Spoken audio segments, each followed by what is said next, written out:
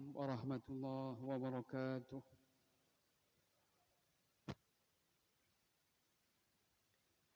Alhamdulillahi rabbil alamin. Alhamdulillahilladzi ahyana ba'da ma amatana wa ilaihin nusyur. Alhamdulillahilladzi la ilaha illa huwal haq. Wa ashhadu an la ilaha illallah wahdahu la syarika lah wa ashhadu anna Muhammadan abduhu wa rasuluh. Salawatullahi wassalamu alaihi wa ala alihi wa ashabihi wa man tabi'ahum bi ihsanin ila yaumidin, amma ba'du. Jamaah salat subuh rahimani wa rahimakumullah. Alhamdulillah, di pagi hari ini Allah Azza wa Jalla memberikan nikmat kita masih berada di atas Islam, anugerah iman, dan semoga Allah Azza wa Jalla menjadikannya kekal di penghujung akhir kehidupan kita. Mudah-mudahan husnul khotimah. Amin ya rabbal alamin. Jamaah yang berbahagia, barakallahu fikum ajma'in. Di sini kultumnya berapa menit? Kuliah terserah antum, 7 menit, 17 menit, atau berapa menit jamaah sekalian? Nah, panitia, berapa menit? Karena biasanya ada catatan biasanya di depan, maksimal 15 menit, maksimal 10 menit, kan beda-beda. Barakallahu fikum. Berapa menit? Berapa? 5 menit. 15 menit. Taib. Mudah-mudahan diberikan taufik.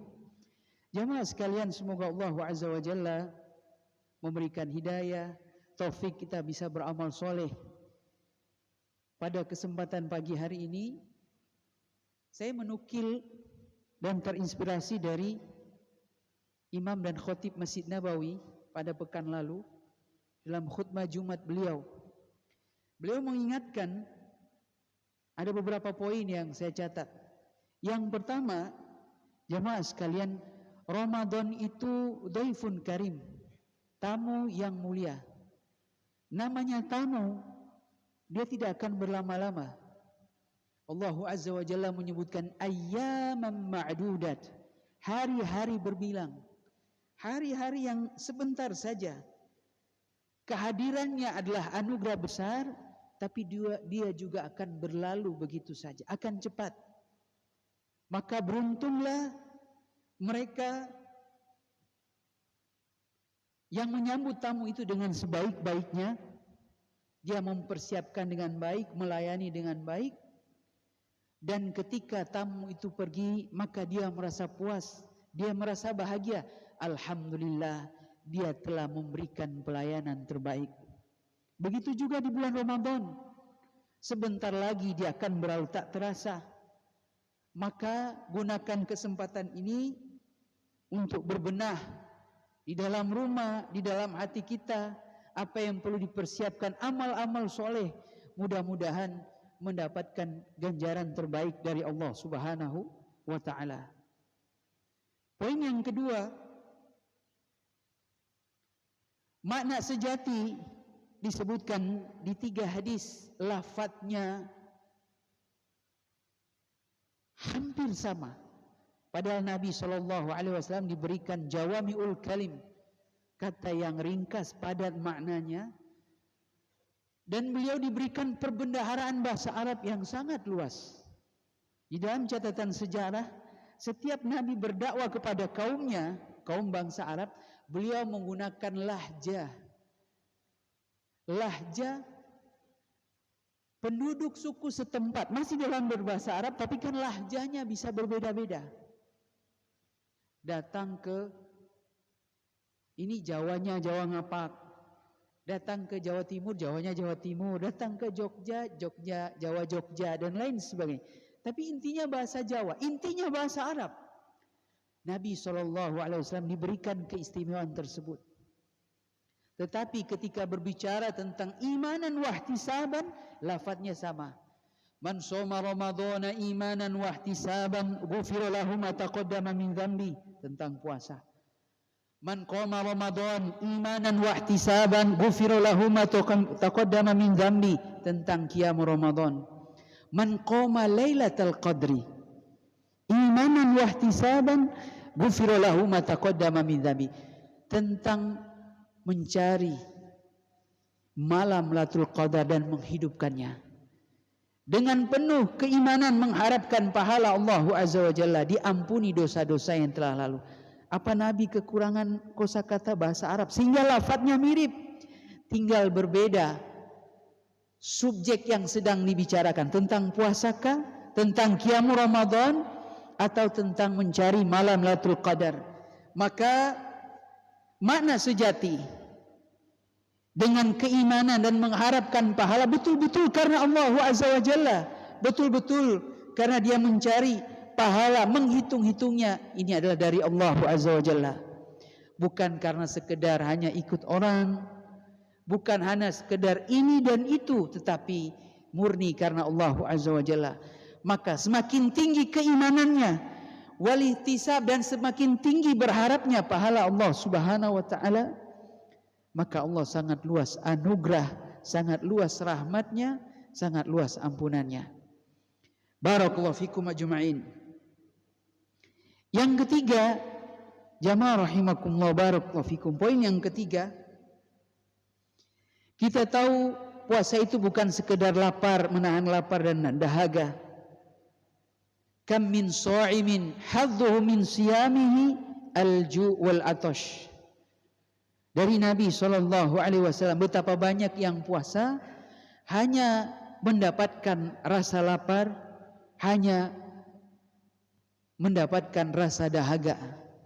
Maka puasa juga menahan diri dari segala perusak, dari segala yang mengurangi nilai-nilai puasa, apalagi hal-hal yang membatalkannya, tentu kita menjauhinya. Berpuasa tentang lisan, jangan banyak bicara, khawatir terjatuh pada ghibah, mencela, menghina, dan lain sebagainya. Berlaku di dunia maya maupun media, dunia maya maupun kehidupan nyata. Tentang telinga, dia banyak mendengarkan ayat-ayat Allah Azza wa Jalla. Dia banyak mendengarkan nasihat-nasihat yang baik, bukan mendengarkan kata-kata yang membuat panas hati. Tentang mata, dia menjaga dari apa-apa yang diharamkan oleh Allah Azza wa Jalla. Tentang hati, dia berusaha menata hati, mudah-mudahan dijauhkan dari ujub, dari riya, dari dengki, dari sum'ah, dari segala penyakit hati. Maka puasa bukan hanya soal menjaga tidak makan, supaya tidak minum, tapi menjaga dari hal-hal yang membatalkan puasa, dari hal-hal yang merusak. Sekiranya ada amalan sepertinya ini mengurangi nilai puasa, bertentangan dengan akhlak yang mulia, budi pekerti luhur. Apalagi kalau ada kejelasan yang nyata dari dalil syar'i, dari nas, dari Al-Quran maupun hadis-hadis Nabi SAW, kita berusaha untuk menjauhi sejauh-jauhnya. Poin yang keempat, jamaah salat subuh barakallahu fikum ajma'in, tentang madrasah Al-Quran. Bahwa syahrul Ramadan unzila fihil Quran, bulan Ramadan diturunkannya Al-Quran, maka kita jangan lupa dengan madrasah Al-Quran, berusaha untuk membaca Al-Quran, kemudian juga dengan tadabbur beberapa ayat Al-Quranul Karim. Karena bulan ini istimewa, bulan diturunkan Al-Quran, maka ibadah, interaksi dengan Al-Quran tentu lebih banyak. Bukan soal mencapai siapa yang suaranya lebih cepat habis, saking banyak dia membaca Al-Quran, tapi soal dia membaca Al-Quran, kemudian dia berusaha memahami beberapa ayat Al-Quran, dia juga berusaha untuk membaca beberapa ayat terjemahannya. Mudah-mudahan dia mendapatkan rahmat, mudah-mudahan dia mendapatkan petunjuk, mudah-mudahan dia mendapatkan istiqamah. Maka mari hidupkan di bulan Ramadan ini dengan ibadah-ibadah yang berkaitan dengan ayat-ayat Al-Quranul Karim, lebih banyak berinteraksi dengannya. Rasulullah SAW setiap tahun beliau mudarasah bersama malaikat Jibril. Dan ketika menjelang akhir dari wafat beliau, lebih banyak mudarasah lagi, lebih berkali lipat. Padahal beliau mulai lemah, sakit. Beliau mulai nampak ketika beliau diracun oleh seorang wanita Yahudiyah. Setelah perang Khaybar diberikan hadiah, ternyata walaupun beliau sudah dibekam, diriwayatkan, walaupun sudah berusaha untuk mengobati, tapi asarnya, dampaknya masih ada. Kemudian sakit itu di penghujung usia beliau mulai merasa sakit. Tapi bukan berarti di bulan Ramadan interaksi dengan Ramadan berkurang. Sudah tua, tambah lemah. Tetapi bahkan 2 kali beliau mudarasah, nyetor ayat, kemudian menerus kandungannya dengan malaikat Jibril alaihissalam sampai 2 kali di penghujung akhir. Dan itu adalah ibadah puasa atau Nabi SAW dengan bulan Ramadan. Maka mari bersungguh-sungguh. Maka mari berdoa kepada Allah Azza wa Jalla, mudah-mudahan tidak diharamkan dari mengambil pahala sebanyak-banyaknya rahmat, anugerah berinteraksi dengan ayat-ayat Al-Quranul Karim. Poin yang kelima, jamaah sekalian, a'azzanallahu wa iyyakum ajma'in, tentang kedermawanan tanpa batas. Dan Rasulullah SAW adalah orang yang sangat dermawan. Dan kedermawan beliau lebih-lebih lagi di bulan Ramadan. Ajwad min rihil mursalah, lebih dermawan dari angin yang berhembus. Dan angin itu akan memasuki dinding-dinding, ventilasi-ventilasi, celah-celah dia akan masuki. Untuk angin masuk ke sana, maka Rasulullah SAW dari berbagai macam sisi, di selain bulan Ramadan, beliau mensedekahkan sekian ratus, sekian ribu ekor kambing, onta, silahkan untuk mengajak orang masuk Islam. Di selain bulan Ramadan, maka ketika bulan Ramadan lebih-lebih lagi beliau adalah contoh terbaik dalam masalah dermawan, dalam masalah kedermawanan, dan dalam masalah bersedekah.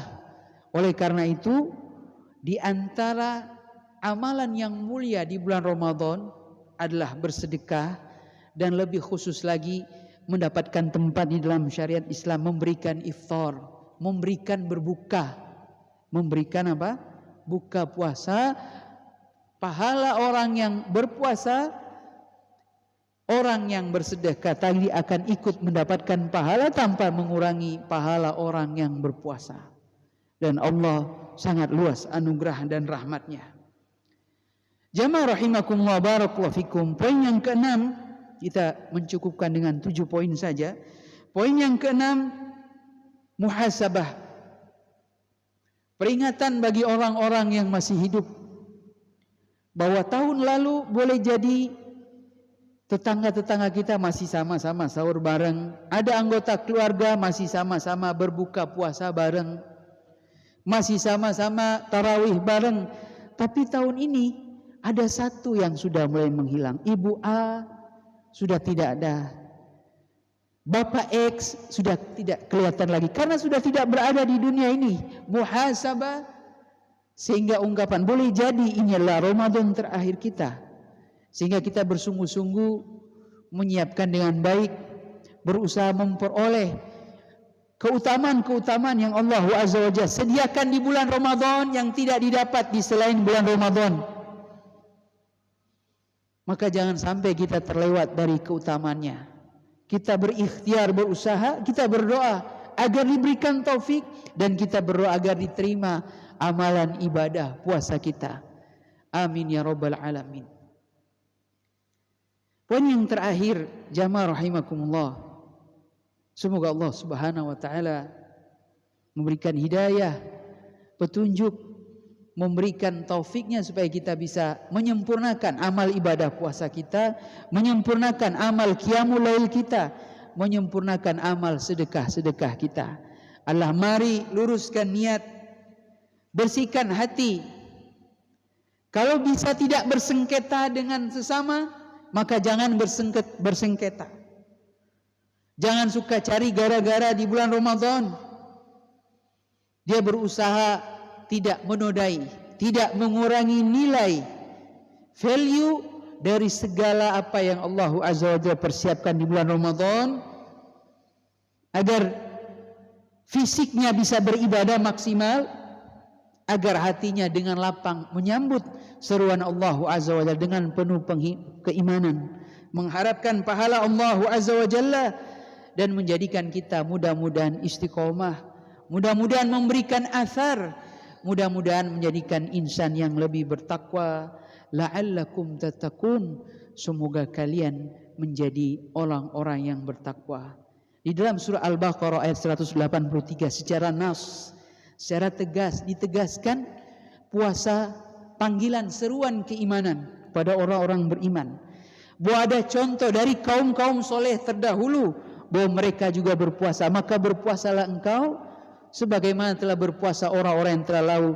Dan tujuan akhirnya apa yang dia akan dapatkan, menjadi orang yang bertakwa, dan orang bertakwa itu orang yang paling mulia di sisi Allah Subhanahu wa taala, dan orang bertakwa itu disiapkan baginya surga seluas langit dan bumi. Jamaah rahimakumullah, adakah yang menyambut seruan ini? Mudah-mudahan kita diberikan taufik, mudah-mudahan diberikan kekuatan fisik, psikis yang soleh, soleha untuk menyambut bulan Ramadan, mempersiapkan amal soleh di dalamnya, dan ditutup dengan husnul khotimah. Amalan kita diterima oleh Allah Azza wa Jalla, menjadi pemerat di timbangan mizan al-hisab yaumal qiyamah. Amin ya rabbal alamin. Barakallahu fikum. Semoga Allah berikan taufik. Wa sallallahu wasallam ala nabiyina Muhammad wa akhiru da'wana anil hamdulillahi rabbil alamin. Wassalamualaikum warahmatullahi wabarakatuh.